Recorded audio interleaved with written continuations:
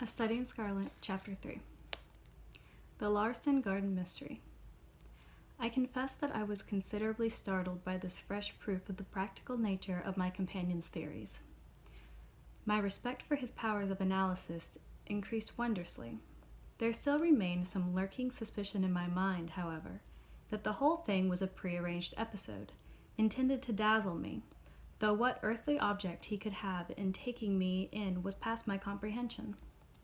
When I looked at him, he had finished reading the note, and his eyes had assumed the vacant, lackluster expression which showed mental abstraction. "How in the world did you deduce that?" I asked. "Deduce what?" said he, petulantly. "Why, that he was a retired surgeon of marines."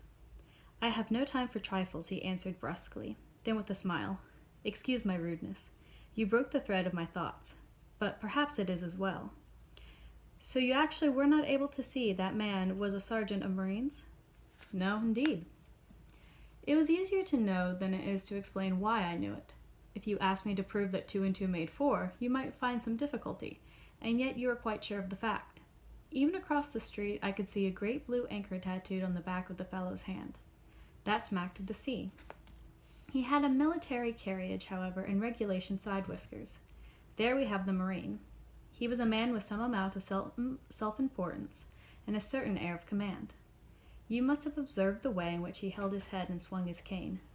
A steady, respectable, middle-aged man, too, on the face of him, all facts which led me to believe that he had been a sergeant." "Wonderful!" I ejaculated. "Commonplace," said Holmes, though I thought from his expression that he was pleased at my evident surprise and admiration. "I said just now that there were no criminals. It appears that I am wrong. Look at this." He threw me over the note which the commissioner had brought. "Why," I cried as I cast my eye over it, "this is terrible." "It does seem to be a little out of the common," he remarked calmly. "Would you mind reading it to me aloud?" This is the letter which I read to him. My dear Mr. Sherlock Holmes, there has been a bad business during the night at 3 Larston Gardens, off of the Brixton Road. Our man on the beat saw a light there about 2 in the morning, and as the house was an empty one, suspected that something was amiss.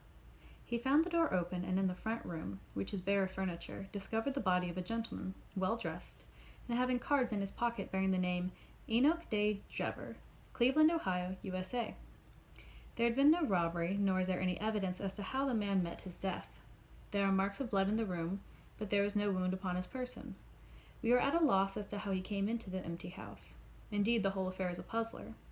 If you can come round to the house any time before 12, you will find me there. I have left everything in statu quo until I hear from you. If you are unable to come, I shall give you fuller details, and would esteem it a great kindness if you would favor me with your opinions.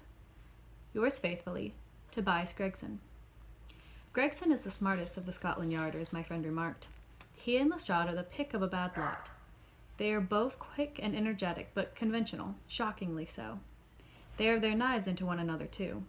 They are as jealous as a pair of professional beauties. There will be some fun over this case if they are both put upon the scent. I was amazed at the calm way in which he rippled on.